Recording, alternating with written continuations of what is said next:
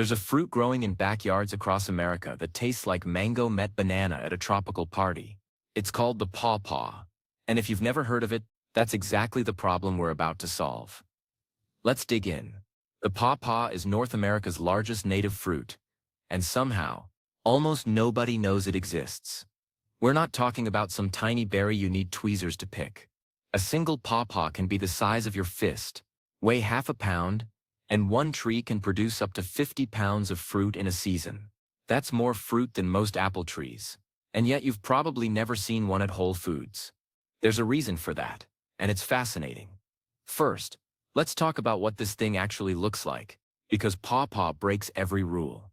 The fruit looks like a stubby, kidney-shaped mango had a baby with a pear. The skin is thin, greenish yellow when ripe, and bruises if you look at it wrong. Cut it open, and you've got custard-colored flesh that's softer than a ripe avocado. Scattered throughout are large, dark brown seeds that look like they belong in a tropical rainforest. Not in Kentucky. The taste is where things get weird. Imagine taking a banana, a mango, and a hint of pineapple, throwing them in a blender with some vanilla custard, and somehow making it taste better than any of those things individually. That's a pawpaw. Some people say it tastes like bubblegum. Others say melon. The flavor is so unusual that people have been arguing about how to describe it for the past 200 years. Now, here's where it gets interesting. The pawpaw tree, scientifically called a Simina triloba for anyone keeping track, is the only temperate member of a family of tropical plants called Ananaceae. That's the custard apple family. Everything else in this family grows in tropical regions. Sour, sop, cherimoya, sugar apple, all tropical. The pawpaw said, "Nah, I'm going to Ohio," and somehow made it work. This shouldn't be possible. Tropical plants don't just decide to survive winters where it gets to 20 below zero, but pawpaws did. They're native from Florida all the way up to southern Canada, from the Atlantic coast to Nebraska. That's a massive range. These trees handle winter cold that would kill a banana tree in hours, then turn around and produce fruit that tastes like it came from the Caribbean. Let's rewind and talk about how America forgot its own fruit. Lewis and Clark wrote about eating pawpaws during their expedition. They literally survived on pawpaws when their food supplies ran low in 1806. George Washington loved them. Thomas Jefferson grew them at Monticello. There's a town in Michigan called Pawpaw. Another in West Virginia. The fruit was so common that entire communities were named after it. So what happened? Two things: industrialization and refrigeration. When America started building its modern food system in the early 1900s, the pawpaw had a fatal flaw. It doesn't ship at all. Remember how I said the fruit goes bad in 3 days? I wasn't exaggerating. A ripe pawpaw sitting on your counter at room temperature will be overripe mush in 72 hours. Put it in the fridge, you might get a week. Maybe. The skin is so thin that it bruises if you breathe on it wrong. Stack pawpaws in a crate like apples? Half of them are damaged before the truck leaves the farm. The fruit continues ripening after it's picked, and it ripens fast. There's no ship them green and let them ripen at the store option like with bananas. By the time a pawpaw gets from a farm in Ohio to a grocery store in Chicago, it's already past its prime. So the grocery stores ignored pawpaws. The big agricultural companies ignored them. Why invest in a fruit you can't ship across the country? Why breed better varieties when you can't commercialize them? The pawpaw got left behind while apples, oranges, and bananas took over the produce aisle. By the 1950s, most Americans had never even heard of them. But here's the thing. Pawpaws never actually went away. They're still out there, growing wild in forests from Texas to New York. There are probably wild pawpaw groves within 50 miles of where you're sitting right now, and you've just never noticed them. They like river valleys, forest edges, anywhere with rich soil and a bit of shade. Walk through the right woods in September, and you'll smell them. Ripe pawpaws have a sweet tropical scent that doesn't belong in a temperate forest. Now let's talk about growing these things, because this is where pawpaws get really interesting for gardeners. They're not hard to grow. They're actually easier than apples in a lot of ways. But they have quirks. Oh boy, do they have quirks. First quirk is pollination. Pawpaw flowers are these weird dark maroon things that look like they're rotting before they even open. They smell like rotting meat. Why? Because they're pollinated by flies and beetles, not bees. The flowers are trying to smell like something dead to attract carrion insects. It works. The problem is that pawpaws are self-incompatible. You need at least 2 genetically different trees for pollination. One tree alone won't produce fruit. Some gardeners have gotten creative with this. There are stories of people hanging roadkill near their pawpaw trees to attract more flies during flowering season. Dead fish, spoiled meat. Whatever works. It sounds disgusting. And it is. But it increases fruit set. Other people hand-pollinate with a small paintbrush, moving pollen from one tree's flowers to another tree's flowers. It's tedious, but it works. Second quirk is the seedlings. Pawpaws hate being transplanted. Hate it. The trees have a long taproot that goes straight down, and if you damage that taproot when moving a young tree, the tree will sulk for years. Sometimes it just dies. This is why you don't see pawpaw seedlings at most nurseries. They're a pain to grow in containers. The smart way to start pawpaws is either planting seeds directly where you want the tree, or buying grafted trees in deep containers that accommodate the taproot. Third quirk is shade tolerance. In the wild, they grow as understory trees beneath the forest canopy. Seedlings in full sun often struggle, getting sunburned leaves and growing slowly. But mature trees need more sun to produce fruit. So the strategy is to start them in partial shade, then thin out overhead trees as the pawpaw matures, or plant them on the north side of buildings where they get morning sun and afternoon shade.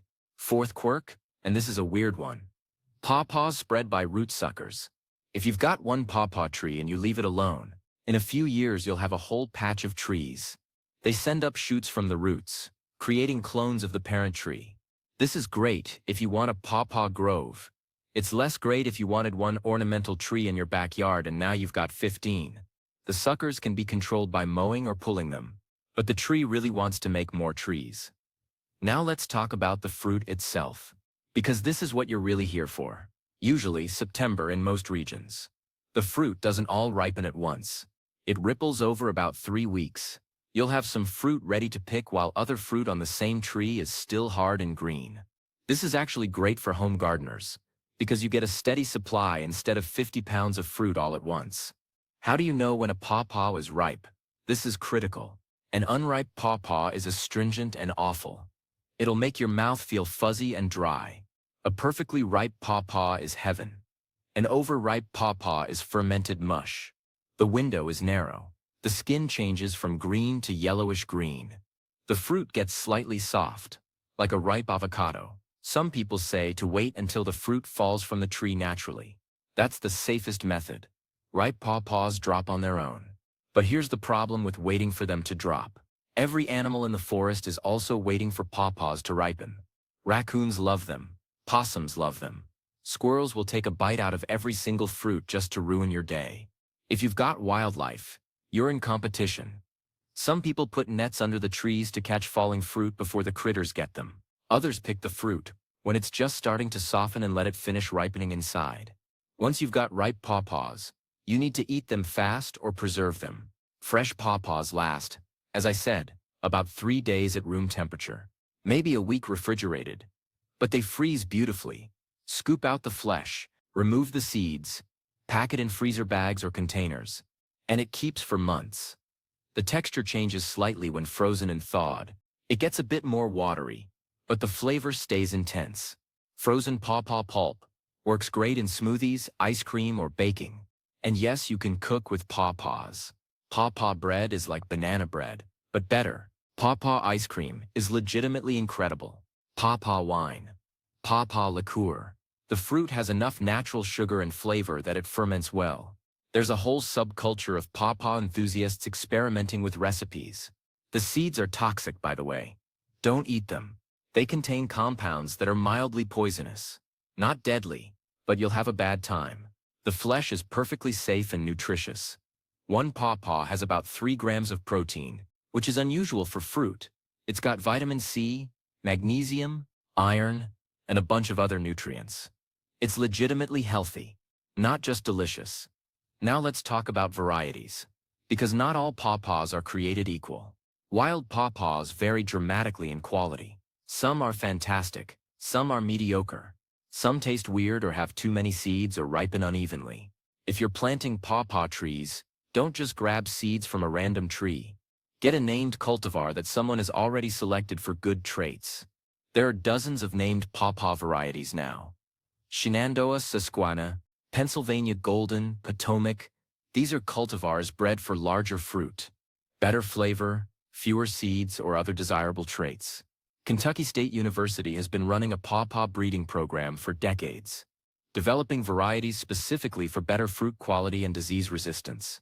Some varieties produce fruit that weighs nearly a pound each. Others have been selected for cold hardiness, extending the range even further north. There are varieties with different flavors, some more mango-like, others more banana-forward. It's like the difference between different apple varieties. Except pawpaws are just getting started with modern breeding. There's huge potential for improvement. Disease and pests are generally not a big problem with pawpaws. The trees are pretty tough. There's a zebra swallowtail butterfly, whose caterpillars eat pawpaw leaves exclusively. But they rarely do significant damage. Deer usually avoid pawpaws. The leaves and bark contain compounds called acetogenins that taste bad to most animals. This makes pawpaws great for areas with heavy deer pressure where other fruit trees get destroyed. The biggest challenge with pawpaws isn't pests or disease, it's patience. Pawpaw trees take time. A tree grown from seed might take 7 to 10 years before it produces fruit.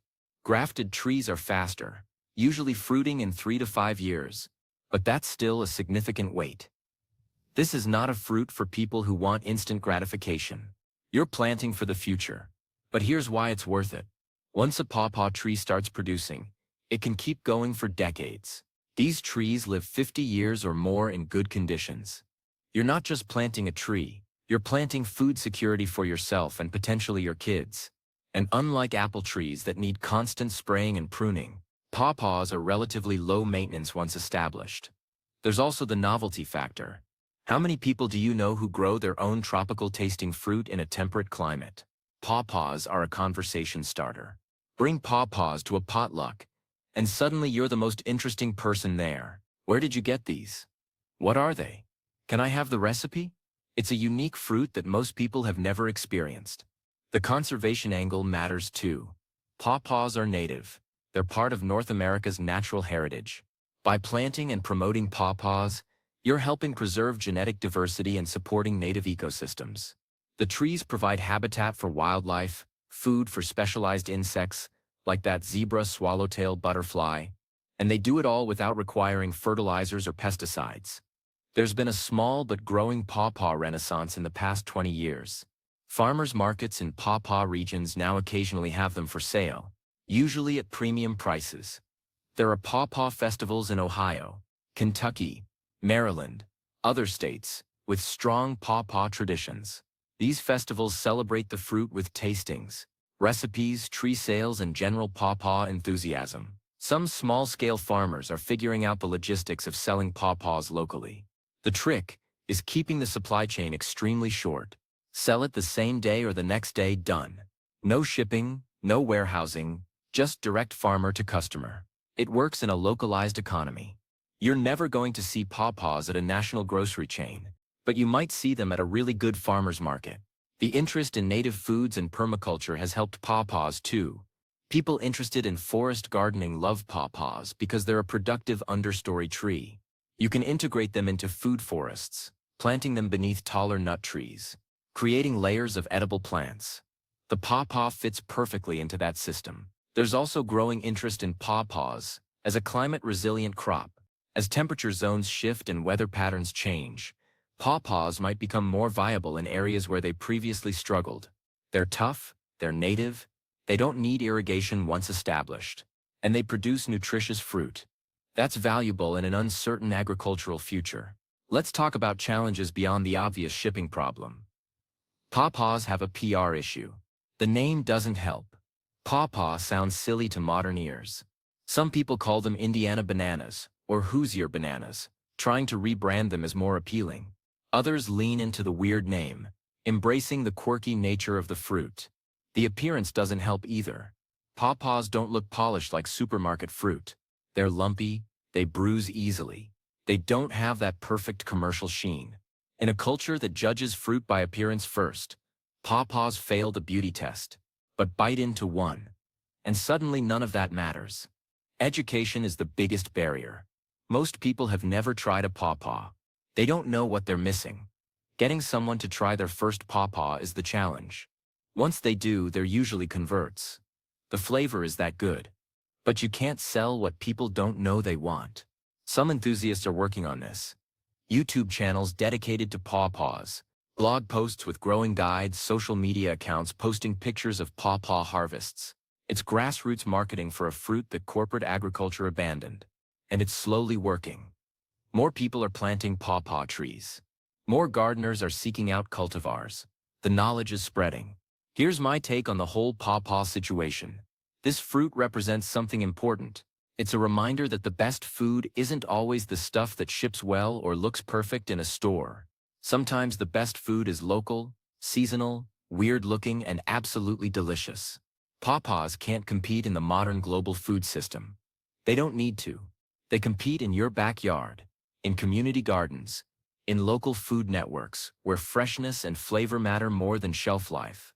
If you've got space for a couple of trees, if you live in zones 5 through 9, if you're willing to wait a few years for fruit, pawpaws are absolutely worth growing. They're easier than most fruit trees, tougher than you'd expect, and they produce something you literally cannot buy in stores. That's rare. Most things you can grow at home you can also just buy. Pawpaws are different. The process is straightforward. Get 2 different cultivars for cross-pollination. Plant them in rich, well-drained soil with some shade, especially when young. Water them regularly the first couple years until they're established. Be patient. In 3 to 7 years, depending on whether you bought grafted trees or started from seed, you'll have fruit. That first harvest when you bite into a pawpaw from your own tree, that's going to be worth the wait. And here's the thing nobody talks about. Pawpaws are generous. Once they start fruiting, they don't hold back. A mature tree can produce more fruit than one family can eat. You'll be giving them away, which is great. You'll be the person who introduces your friends and neighbors to this weird, wonderful fruit. You'll start conversations. You'll spread the knowledge. Maybe that's the real value of pawpaws. Not just the fruit itself, but what it represents. To seasonal eating, to patience and delayed gratification in a world that wants everything instantly. Pawpaws force you to slow down. You can't rush them. You can't Amazon Prime them. You have to plant, wait, nurture, and eventually you get rewarded with something genuinely special. So yeah, the pawpaw is a fruit that shouldn't exist according to conventional wisdom. Too tropical for temperate climates. Too delicate for modern commerce. Too weird for mainstream acceptance. And yet it exists. It thrives. It produces amazing fruit in places that shouldn't be able to grow amazing fruit. That's pretty cool when you think about it. Thanks for watching. If you're interested in unusual plants and growing your own food, hit subscribe. More weird horticulture coming your way.